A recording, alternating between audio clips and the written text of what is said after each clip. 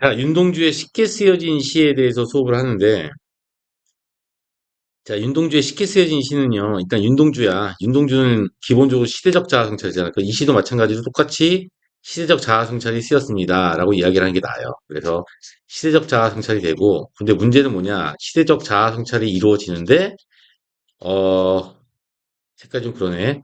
이 자아성찰 과정은 일종의 뭐에 해당되냐면, 이게 내적 갈등에 해당이 돼. 고뇌, 내적 갈등, 고뇌, 번뇌, 뭐 이런 거랑 똑같은 개념으로 이해하시면 돼요. 결국은 내가 생각하는 나의 모습과 그 다음에 내가 바라는 나의 모습이 다르단 말이야. 그러니까는 그 다른 것 때문에 갈등이 발생합니다. 이게 자아성찰의 과정에 해당이 돼요. 알았죠? 자, 이 쉽게 쓰여진 시도 이런 자아성찰의 과정을 보여주고 있는데, 이 시를 보면 일단은 어느 부분을 좀 봐야 되냐면, 이 부분이에요. 바로 창밖 깬 밤비가 속살거려 육조방은 남의 나라 하고 나오잖니? 요게 하나가 있고요. 그 다음에 8년을 보게 되면 또 뭐라고 나오냐면 8년에도 똑같이 자 육초방은 남의 나라 창밖에 밤비가 쏟아거려라고 하는 이게 나와요. 그러니까 이 부분이 같이 나오는데 그러니까 1년과 8년이 나오는데 여기서 바로 이제 뭐가 일어나는 거냐면 1년의 반복 변주라고 나오잖아. 그러니까 1년에서의 일행이 여기서는 이행이 되고 1년에서 이행이 여기서 일행이 돼 버린단 말이야. 그렇죠? 근데 이런 식의 변주가 나오게 되잖아. 그러면은 여기서는 뭐가 일어나는 거냐면 시상의 전환이 일어나는 거야. 그래서 시상의 전환이라고 만들어 주시고요. 그래서 이 시는 일단 기본적으로 1년에서 7년까지, 그쵸? 그 다음에 8년에서 10년까지 이렇게 해서 시상의 전환으로 나눠지게 되는 겁니다. 그쵸? 그래서 여기서는 마이너스한 내용이 나오고 있고요. 그 다음에 여기서는 플러스한 내용이 나와 있다. 이렇게 우리가 판단하시면 되겠습니다. 그쵸? 자, 창밖에 밤비가 속삭거려라고 나와 있는데 이 대목도 우리가 좀 중요하게 봐야 될 부분이 좀 있어요. 어떤 부분을 봐야 되냐면 밤비가 속삭거리는 것은 청각이거든요. 그러니까 일종의 소음이 발생한 청각, 거기서 소음 나오는데 이런 소음이 나오면 무조건 이게 내적 갈등을 보여주는 겁니다. 지금 나는 내적 갈등 중이에요. 이런 얘기가 되는 것이고요. 남의 나라라고 하는 부분이 나오죠. 요거는 결국 뭐냐면 현실인식, 즉 일제 강점기라는 사실을 보여주고 있다. 이렇게 보면 돼요. 됐죠? 시인이란 슬픈 천명인 줄 알면서도 할 때 왜 시인이 슬픈 천명이냐라고 하냐면 시인이 현실을 반영해야 돼. 근데 현실이 부정적이면 그거를 긍정적으로 바꾸지 않고 그대로 부정적으로 반영해야 되잖아. 그러니까 현실을 반영해야 하는 층과 슬픈 천명이야. 됐어요? 자, 그래서 한 줄씩 적어보는데 이 시의 내용 자체가 결국은 뭐냐면 자아성찰의 시가 되는 거예요. 자, 여기서는 땀내와 사랑내 포근 이쁜 게 보내주신 학비봉투가 나오는데요. 이 학비봉투와 이 늙은 교수의 강의 있잖아. 얘가 서로 대립이에요. 얘는 플러스고요. 얘는 마이너스입니다. 늙은 교수라고 굳이 얘기하는 이유는 여기 쓰는 것처럼 현실과 거리가 먼 낡은 지식이야. 그 너무 오래된 지식이라서 현실 써먹을 수 없는 지식을 배우러 다닌다는 얘기를 하고 있는 거예요. 그리고 어릴 때 동무들을 하나를 죄다 잃어버린단 말이 나오는데 어릴 때 동무들은 순수할 때 만났다는 얘기잖아. 그럼 결론은 얘가 잃어버린 것은 결국 뭐가 되는 거냐면 어린 시절의 순수함을 상실했습니다. 이렇게 얘기를 하면 되고요. 자, 침전한다는 말은 가라앉는다는 얘기니까 무슨 이미지? 하강 이미지에 해당이 된다. 그러니까 하강 이미지는 슬픔과 좌절을 보게 되는 거잖아. 그래서 절망감을 느끼게 됩니다.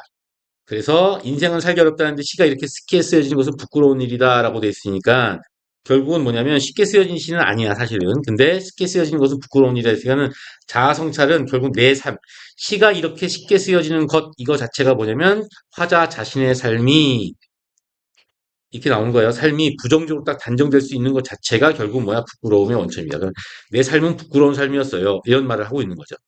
여기까지가 이제 부정적인 내용에 해당이 되고요. 이제 긍정적인 내용으로 넘어가는데 여기서 보시게 되면 등불을 밝혀 어둠을 조금 내몰고 이렇게 나오잖아요. 맞습니까? 그럼 결론은 등불은 저항이야.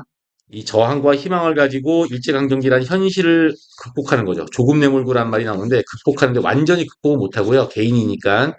조금 내몬다란 말은 나의 저항이 그렇게 큰 영향을 미치지 못할 거야 라고 하는 겸손한 표현에 해당이 되는데 문제는 자 이런 것들이 쌓이고 쌓이면 결국 조국의 독립에 기여할 거다라는 얘기죠. 그리고 시대처럼 올 아침을 기다리는 최후의 나라고 하는데 이 표현 자체가 죽여요.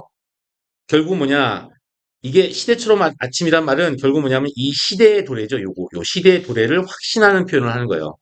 사실은 뭐냐면은 아침처럼 올 시대예요. 왜냐면 아침은 항상 밤이 지나면 아침이 오잖아. 그 아침이 오는 건 굉장히 뭐야 자연의 섭리란 말이야. 근데 이 자연의 섭리보다 새로운 시대가 도래할 것입니다라고 하는 것이 더 확신의 새로운 시대, 이 새로운 시대가 도래할 것이라는 게 더 확신에 차 있다는 얘기야.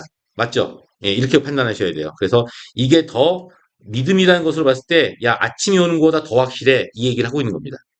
자, 그리고 나서 이제 여기서는 보시게 되면 뭐가 나오냐면, 최후의 나와 최초의 약수라고 하는 컨셉이 나오게 돼 있거든요. 그러니까 여기서 일단 기본적으로 최후의 나라고 하는 요 대목은, 결론은 뭐냐면, 얘라 자기 희생의 의지예요. 나는 죽어요. 이렇게 되는 거죠. 자기 희생의 의지. 자기 희생의 의지를 통해서 최초의 약수란 말이 뭐냐면 나는 나에게 적은 손을 내밀어 눈물과 위안감 최초의 약수죠. 그러니까 결국 뭐냐면 여기서는 현실적 자와 내면적 자의 화해라고 되어 있는데 이 내면적 자가 나오는 내면적 자가 결국 내가 말하는 이상적 자에 해당이 되는 거예요. 이게 결국 내가 말하는 이상적 자에 다가서는 거야. 그럼 결론은 뭐냐? 등불을 밝혀 어둠을 조금 내몰고 이거 나오지 않았습니까? 내모는 이 행위는 결국 뭐냐면 이상적 자, 즉 내면적 자에 더 다가서는 행위야. 즉, 내가 부정적인 현실적 자아에 처해 있는 이유는 현실적 자아가 부정적인 이유 있잖아요. 현실적 자아가 마이너스인 이유는 뭐 때문에 그러냐면, 예, 마이너스한 현실 때문에 그래요. 그렇죠? 예, 그리고 이 마이너스한 현실을 극복함으로써 결국 뭐야, 현실적 자아가 뭘로 바뀌어요? 플러스로 바뀌게 됩니다. 자아가 플러스로 바뀌게 됩니다. 이 얘기가 나오는 거죠. 따라서 등불을 밝혀 어둠을 조금 내몰고 시대처럼 아침을 기다리는 순간 결론은 뭐냐면 나와 나는 복수를 할 수 있어요 라고 돼 있고 그러한 이런 시대처럼 아침을 위해 내가 조금이라도 희생한다면 즉 최후의 나가 된다면 나는 결국 뭐야 죽음으로써 이상적 자아를 실현할 수 있어요 라고 하는 대목이 되는 겁니다. 그래서 그러니까 결국은 자기 희생을 통해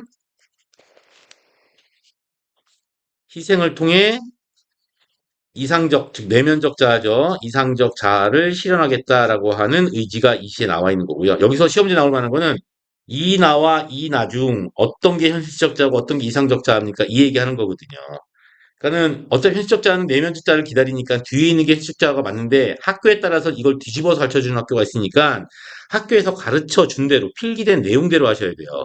일단은 요거는 지금 비상 문학 교과서에 나와 있는 교사용에 나와 있는 대목으로 따지면 앞에 게 내면적 이상적 자아고 뒤에 게 현실적 자아라고 나왔는데 학교에서 거꾸로 가르칠 수 있다면 거꾸로 가르친 내용 그대로 공부하셔야 돼요. 요게 핵심이에요.